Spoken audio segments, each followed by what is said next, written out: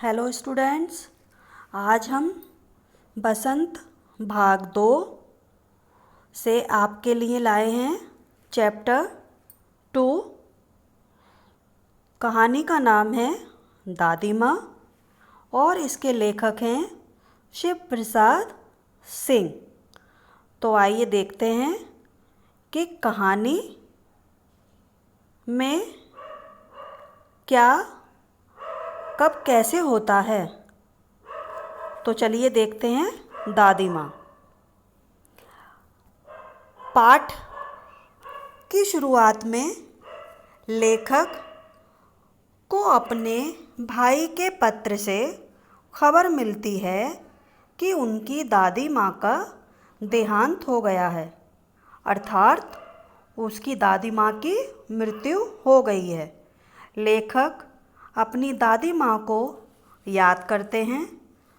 वे अपनी दादी माँ के साथ बचपन में बिताए समय को भी याद करते हैं। बचपन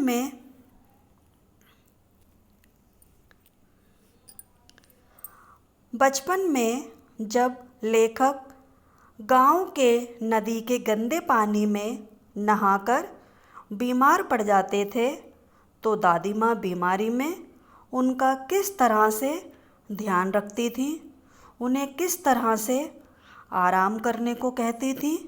और दादी माँ को कई बीमारियों की देसी दवाइयाँ भी पता थी। तो जब भी लेखक बीमार होते तो दादी माँ उनकी देसी दवाओं से इलाज करती और लेखक को जल्दी ही ठीक करती। इस तरह लेखक को दादी की सारी छोटी बड़ी बातें याद आती हैं।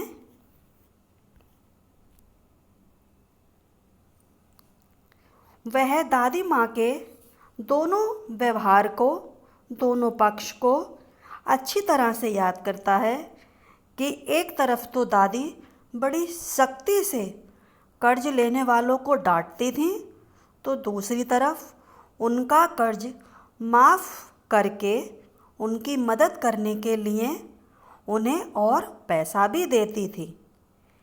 गलती हो जाने पर दादी माँ सज़ा से बचा भी लेती थी। लेखक समझ नहीं पाता कि दादी का यह दोहरा व्यक्तित्व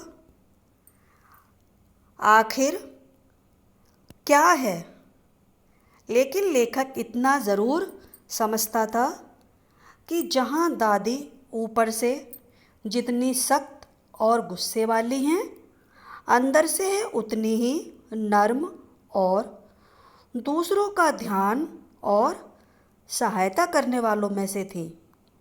विपरीत परिस्थितियों में लेखक के पिता और भाई, एक बार लेखक याद करता है कि जब उनके ऊपर बहुत सारा कर्ज हो जाता है तो दादी अपने वे कंगन भी दे देती हैं जो उनके वंश और उनके पूर्वजों से उन्हें मिले हुए, उनके पास उनकी आखिरी विरासत, या कहें तो उनके पास एकमात्र अपने पूर्वजों से मिली आखिरी निशानी थी।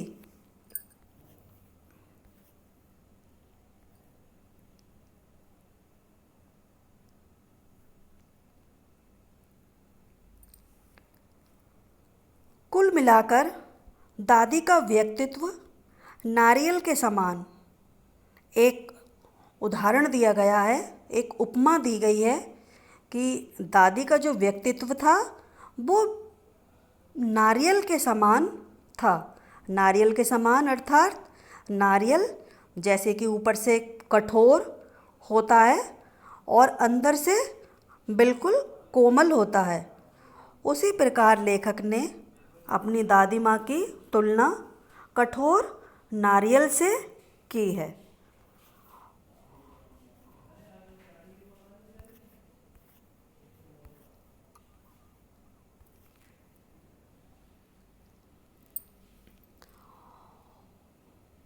और लेखक अपनी दादी माँ को याद करते हुए उनकी छाया, उनकी धुंधली सी छाया में खो जाता है।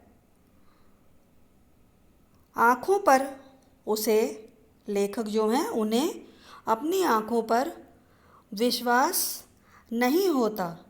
मन बार बार अपने से ही पूछ बैठता है कि क्या दादी माँ वाकई उनके बीच में नहीं है।